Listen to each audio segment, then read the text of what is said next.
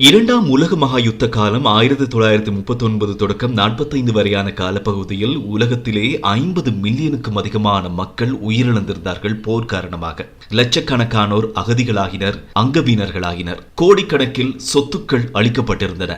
இன்னும் ஒரு உலக யுத்தம் ஏற்பட்டால் இந்த உலகம் தாங்காது என்பதை அறிந்து கொண்டு உலகத்தில் சமாதானத்தை ஏற்படுத்துவதற்காகவும் பாதுகாப்பு என்பவற்றை உறுதிப்படுத்துவதற்காகவும் ஐக்கிய நாடுகள் சபை உருவாக்கப்பட்டது.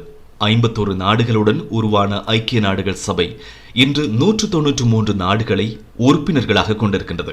இன்னும் சில நாடுகள் நிரந்தர உறுப்புரிமை பெற்றுக் கொள்வதற்காக முயற்சிக்கின்றன. ஐக்கிய நாடுகள் சபையினுடைய பிரதான நோக்கம் உலகம் முழுவதும் அமைதியை பேணுவது, நாடுகளுக்கிடையே சிறந்த நட்புறவை வளர்ப்பது, வறிய மக்களினுடைய வாழ்க்கையை மேம்படுத்த வேண்டும். பட்டினி, பசி, நோய், கல்வி இவ்வாறான பிரச்சனைகளை சந்திக்கக்கூடியவர்களுக்கு அவர்களுக்கான உரிமையையும் சுதந்திரத்தையும் மதிப்பளித்து பெற்றுக் கொடுப்பது இதனுடைய முக்கிய நோக்கம். ஐக்கிய நாடுகள் சபையினுடைய கட்டமைப்பு: ஐக்கிய நாடுகள் பொது சபை, ஐக்கிய நாடுகள் பாதுகாப்பு சபை, பொருளாதார சமூக சபை, சர்வதேச நீதிமன்றம், நம்பிக்கை பொறுப்பு சபை, ஐக்கிய நாடுகள் செயலகம் என காணப்படுகின்றன. பொது சபை அதாவது ஜெனரல் அசெம்பிளியில் 193 நாடுகள் அங்கத்துவம் வகிக்கின்றன.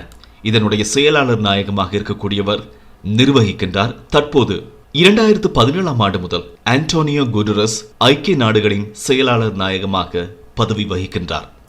தீர்மானங்களின் போது ஒரு நாட்டிற்கு ஒரு வாக்கு வழங்கப்படும்.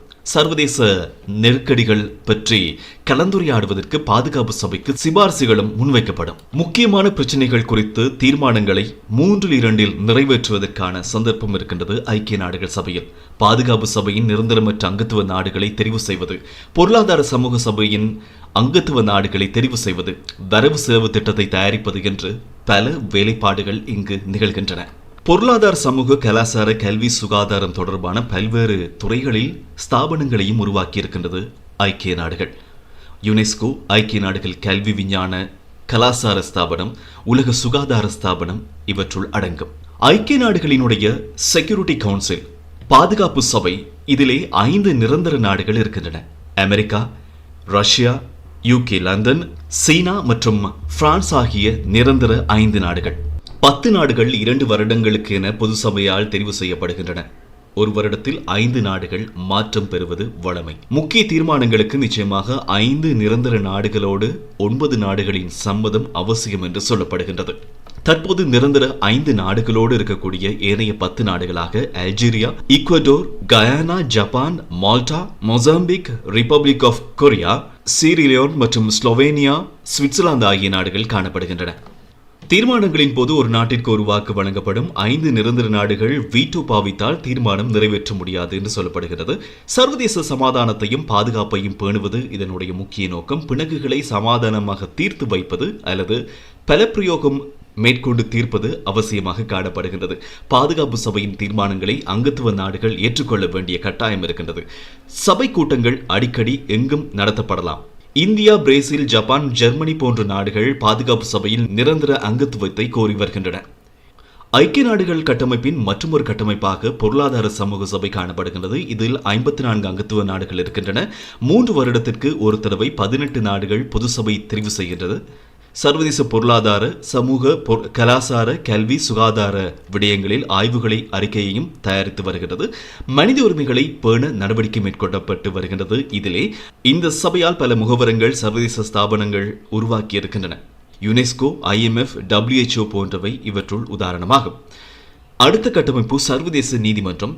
15 நீதிபதிகள் பொது சபையாலும் பாதுகாப்பு சபையால் 9 வருட கால பதவிக்காலத்திற்கென தெரிவு செய்யப்படுகின்றார்கள். பொது சபைக்கும் பாதுகாப்பு சபைக்கும் ஆலோசனை வழங்கப்படுகின்றது. அங்கத்துவ நாடுகளின் வழக்குகளை விசாரணை செய்வது, பொது சபையின் அனுமதியுடன் அங்கத்துவம் இல்லாத அரசுகளினுடைய முறைப்பாடுகளையும் விசாரிக்கலாம் என்பது இங்கு கவனிக்கப்பட வேண்டிய ஒரு விடயம். நம்பிக்கை பொறுப்பு சபை.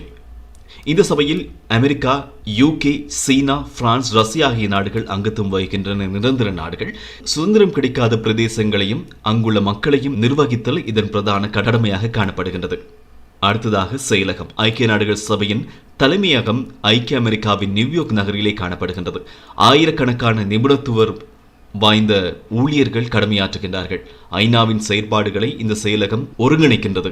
ஜெனீவா, வியன்னா, நைரோபி ஆகிய நாடுகளில் உப அலுவலகங்கள் காணப்படுகின்றன. ஐக்கிய நாடுகள் சபையில் இலங்கை 1955 டிசம்பர் 14 அங்கத்துவம் பெற்றதோடு 1945 இலவச கல்விக்கும் 1951 இலவச சுகாதாரத்திற்கும் ஐக்கிய நாடுகள் சபை இலங்கைக்கு உதவியிருந்தது. 1956 ஐக்கிய நாடுகள் உச்சி மாநாட்டில் முதன்முறையாக கலந்து கொண்டது இலங்கை. 1960 பாதுகாப்பு சபையில் இலங்கை அங்கத்துவம் பெற்று பணியாற்றி வருகிறது.